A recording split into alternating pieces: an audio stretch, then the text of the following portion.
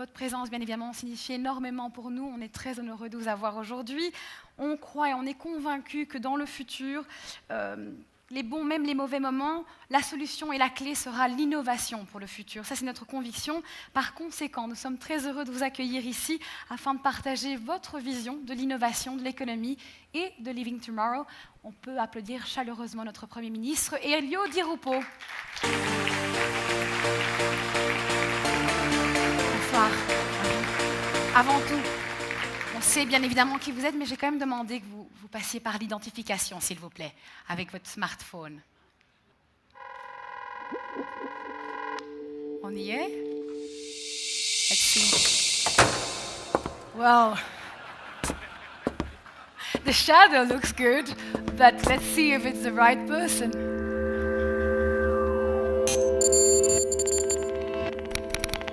Thank you very much for your patience.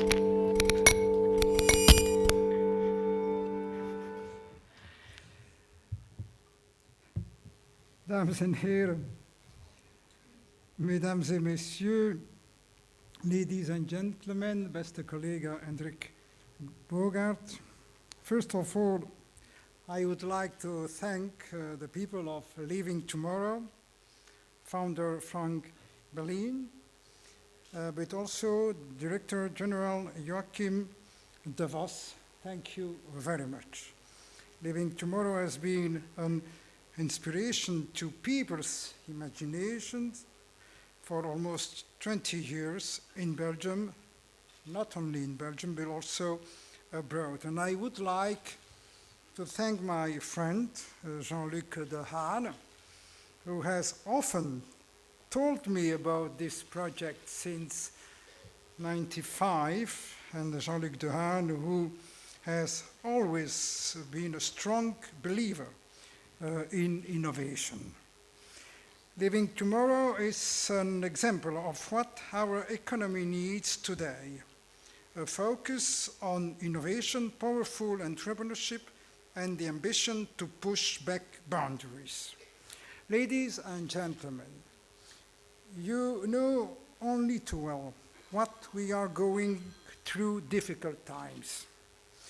The world's economy is slim, and countries of the Eurozone are living the biggest crisis in 50 years. And Belgium, as member of this Eurozone, struggles as well to achieve a positive growth. But let me reassure you, despite the harsh economic realities, we here in Belgium have plenty of reasons to be hopeful about the future. Our economic fundamentals are sound, and we can count a lot of talents and a high-quality workforce and brilliant managers. We see it here with the companies represented today. Ladies and gentlemen, the last few months saw intense debates about the competitiveness of Belgian companies. These debates focused on the cost companies are faced with. The federal government is aware of this issue and it provides solutions for it, as it does for other challenges. For example, during the previous budget negotiation, we took very important decisions.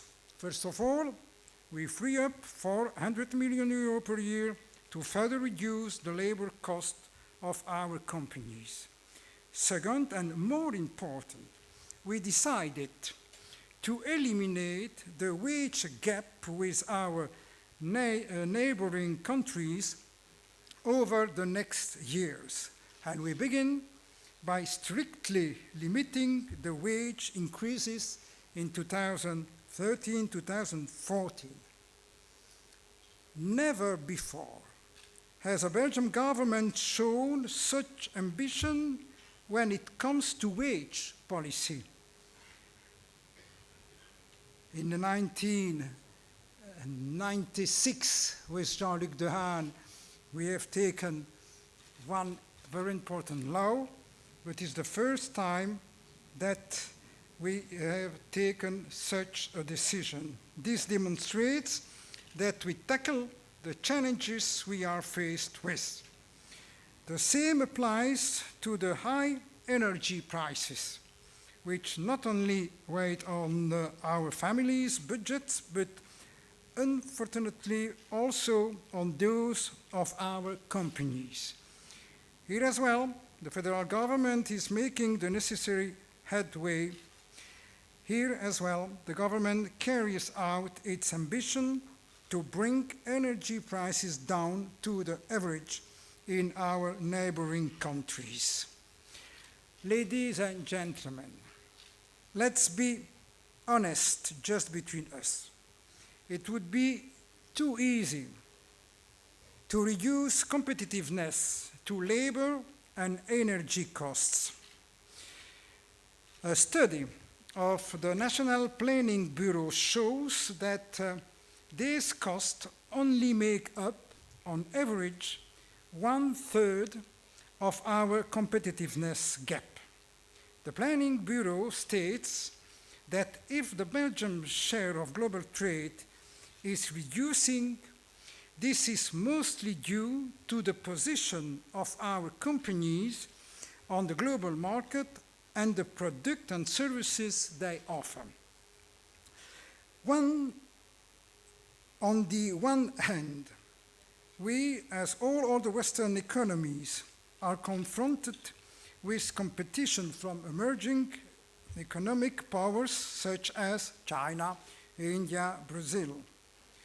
On the other hand, the study of the National Planning Bureau shows that our companies do not sufficiently engage in proactive manner with these new growth markets, and we are too focused on our traditional markets whose growth potential is rather limited.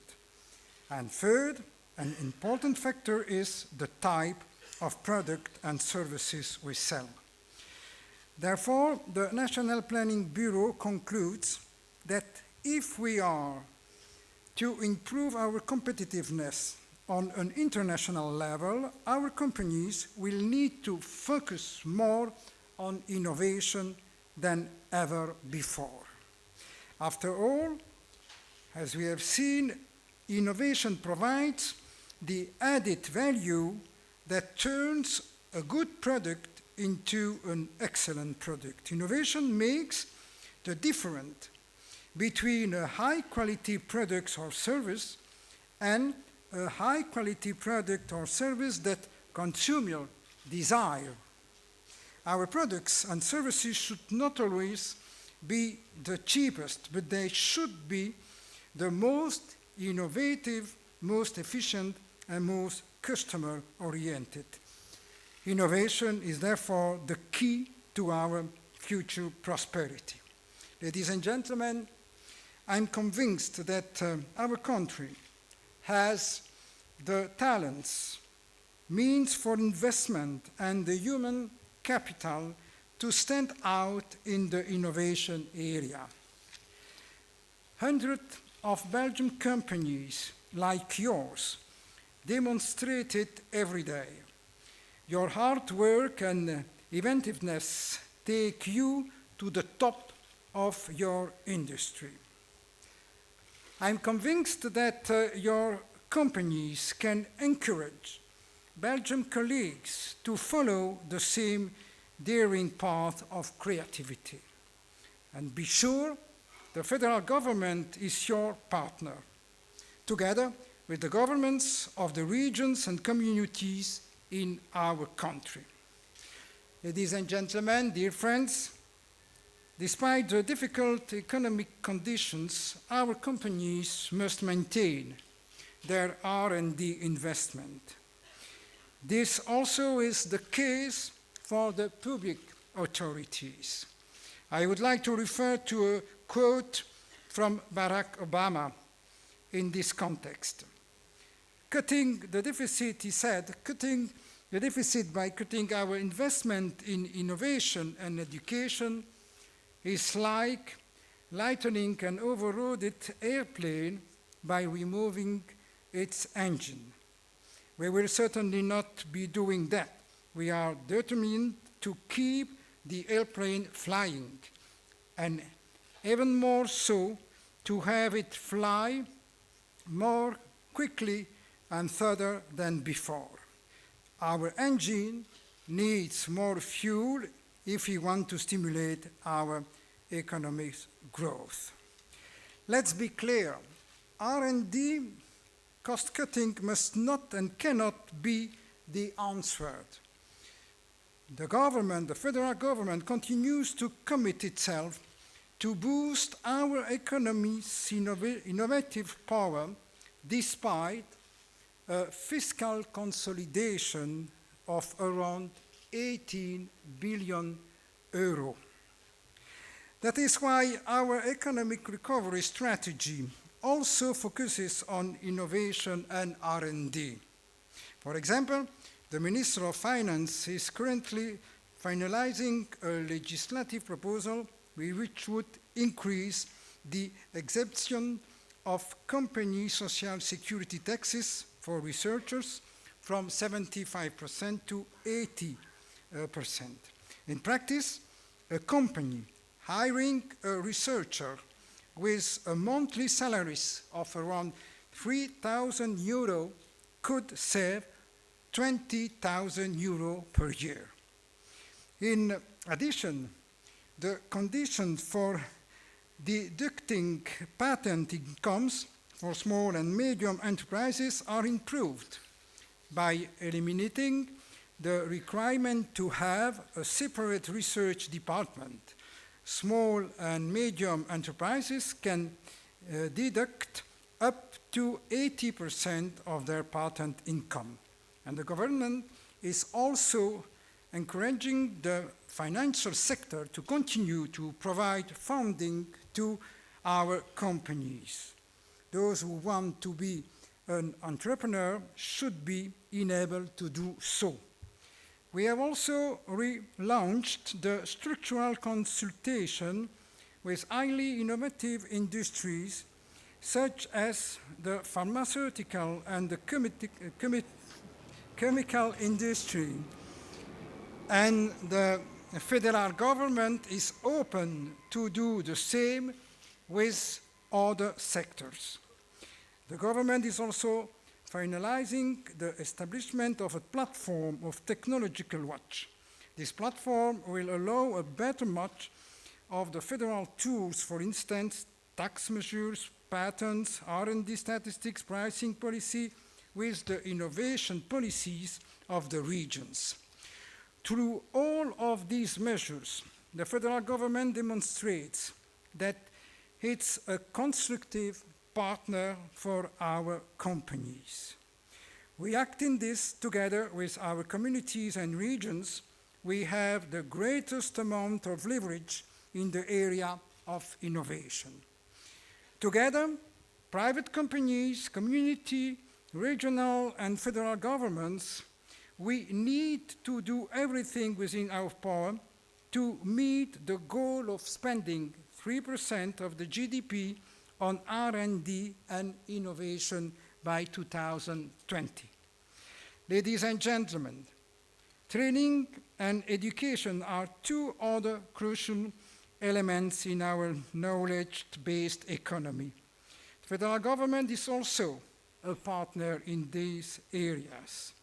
Together with the social partners, the government wants to achieve by the end of 2014 the target of 1.9% of the total payroll to be invested in training in the workplace. Ladies and gentlemen, dear friends, our economy, but also the European economy as a whole, is faced with an innovation paradox. On one hand, we have in Europe a high-performance R&D field. And on the other hand, the huge output in terms of scientific research doesn't create sufficient successful companies, new products, and extra jobs. The path from R&D to applied innovation is still too narrow. Our research centers and our universities should intensify their relations with the private sector, because in many cases, a certain experience in the business world helps to market better and faster the result of scientific research.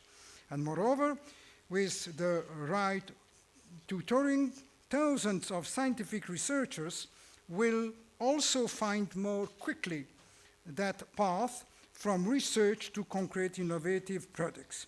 We already see in our country many positive examples in this regard. And we also have to do more to inspire our younger generation in school to become entrepreneurs. Finally, we need more technically skilled workers, engineers, IT experts. I would like to repeat here my appeal. Young people should be encouraged to study sciences. As most people know, I have a PhD in chemistry myself, but have no fear. Not everyone who studies chemistry is then obliged to become a politician, let alone prime minister. Ladies and gentlemen, we do not only need to step up our efforts on a national and regional level, Europe also has to fully play its part in this innovation process. Since taking up office, I've been striving at the table of the European Council for a more ambitious European policy towards more growth, employment, and innovation. To do so, the European Union needs an ambitious budget for 2014-2020. That is the point of view of Belgium. The European Council has to decide on that in February, but unfortunately, too many countries want to reduce drastically the EU budget. Nonetheless, some important progress has been achieved. Last week, the European Parliament approved the Single European Patent. This is an historical breakthrough benefiting and innovating companies in Europe. Belgium played an active role in this matter for many years. Ladies and gentlemen, dear friends, we need more entrepreneurs who take the leap, who innovate and invest in their stuff. We need more entrepreneurs like you. Today, we see the start of a new chapter in the innovative success story that Living Tomorrow is. I'm convinced that Living Tomorrow will act even more as a hub, bringing together everyone seeking to turn innovation into the driving force behind our economy. I wish you all the best and hope that this Living Tomorrow project will continue to act as a catalyst for new ideas and innovative cross-fertilization for many years to come. Let me finish with this quote from Steve Jobs: "The ones who are crazy enough to think that they can change the world are the ones who do." Thank you very much.